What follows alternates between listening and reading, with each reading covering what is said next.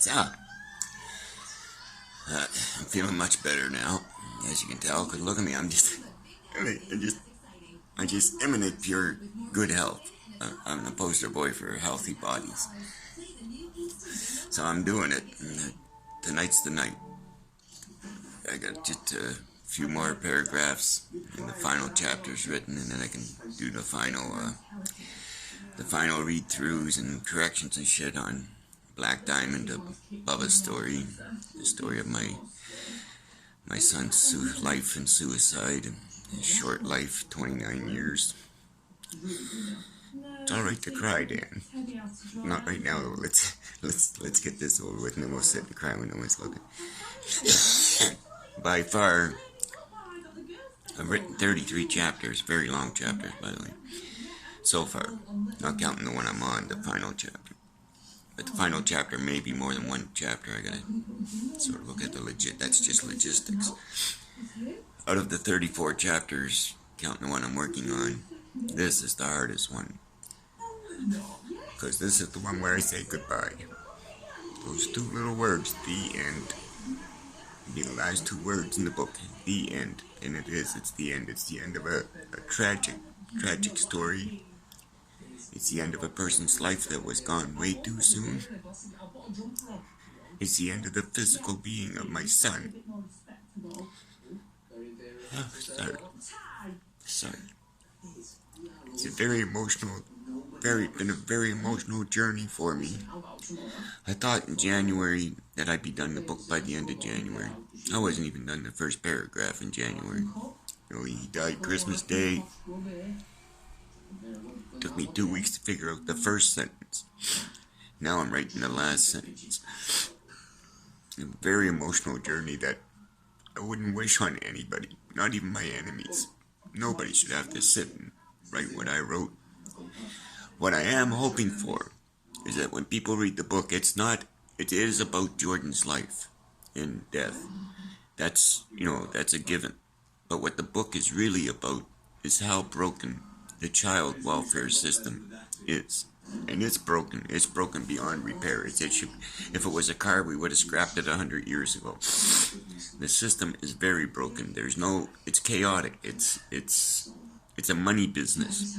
And you know what? My baby's body wasn't made to make money off it. Otherwise, he'd be a hooker, The child welfare system in Canada and the United States, is broken. Is broken. And nobody seems to... first off, to repair it is impossible. It has to be started from scratch. I forget what it's called. I believe it's the Blue Project or something that California or Florida started, which seems to be working very good. But you also have to remember, this ain't something that's going to change overnight. You're talking about changing society as a whole, the way society thinks and acts towards our troubled youth. And how can you fix somebody with a broken system? If your mechanic flunked mechanic school, you're going to let him work on your car, And here we have, kids 18, 19, 20 years old coming straight out of college and making lifelong decisions for our children. And it ends bad. It usually, especially if they are in the system till they age out at 18 or 19, depending on the province. Once they age out, they're dropped like a hot potato, which... you'll see in Bubba's story.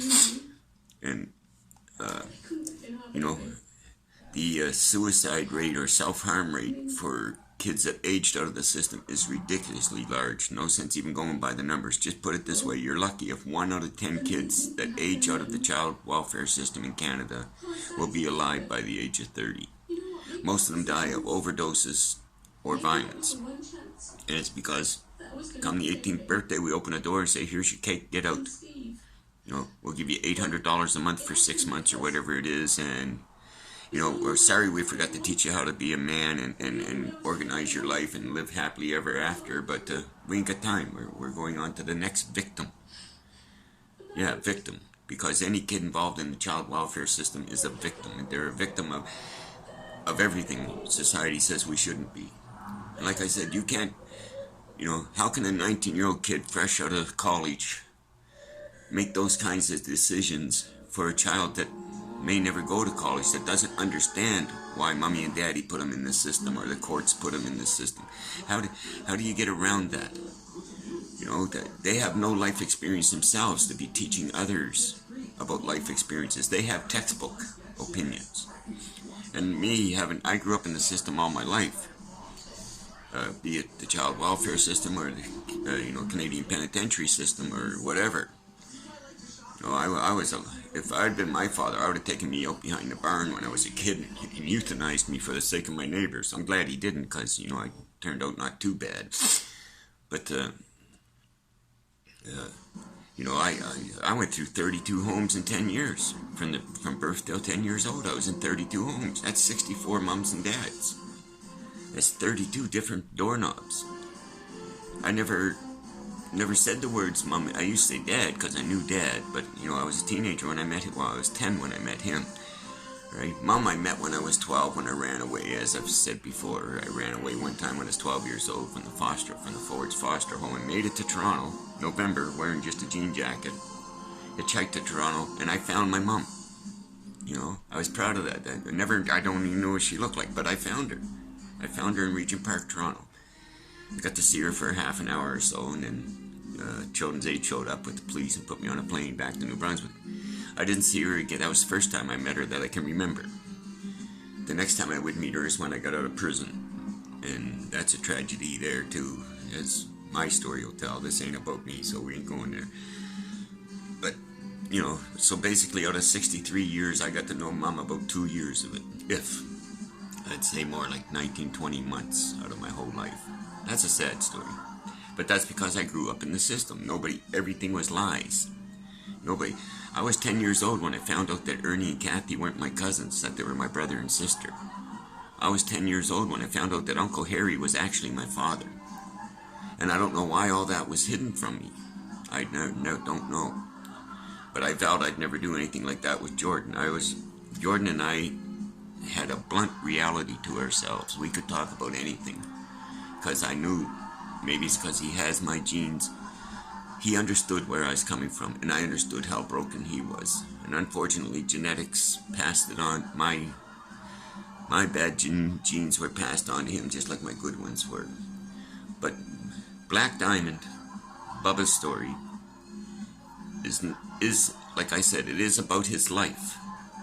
But the main point I'm making in the book, and I hope I've done it right, or sufficiently enough for people to realize that what I really am talking about is how broken the child welfare system is in North America.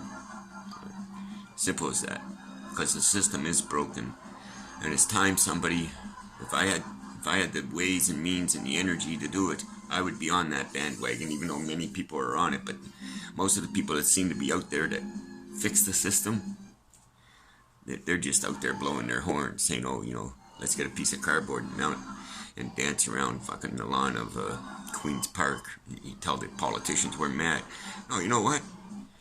Put that damn cardboard down, get out there and do something. Because if I knew how to even start that ball rolling, I would have been on it years ago. I've been an advocate for the broken system for a long time. Not for the broken system, for the victims of the broken system. Mainly my son and all his friends that grew up in care.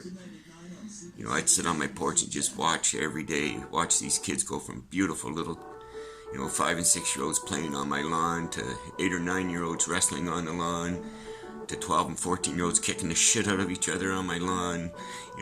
All the things that you experience in life. There's the smile. I was wondering where it went. See, I caught one. They just float around. You just gotta catch them fuckers and plaster it on your face. I'm gonna give that one away. Hey, there's another one. Smile, people. Smile. It could only be worse in Milwaukee. But yeah, so hopefully within the next couple of days, you'll see it in print.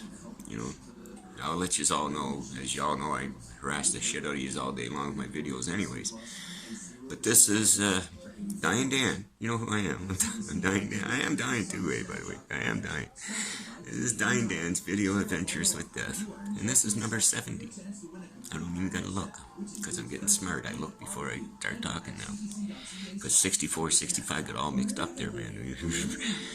And the point I'm making in this video is, our child welfare system is broken, And it cost my son his life. And it cost many of my friends the lives of their child, be you female or male. I know hundreds and hundreds of kids that I've met through my life that were victim to that system. And I think it's time that we all just sat down, the ones that got a half a brain left, and figured out how are we going to build a system. Just forget everything else that is going on. Scrap that shit right out of there and start from scratch and build a system that'll take years. Like I was saying earlier, it's not something that's going to change overnight. It's going to take decades to change the system because it took decades to ruin it. But how are we going to start a system from scratch, organized with a structure and a game plan that will work to maybe help some of these kids before it's too late, like it was for my child and for many of my friends' children. And until then, I'll remain Dying Dan, writing my stuff, videotaping my stuff, and hoping that I get through to one person. 2 people would be great, be bonus. If I can get through one person before I die and know that, hey, I made that guy smile, then my work here on the planet is done. So with that said, I love yous all. Pray it forward, and peace be with you.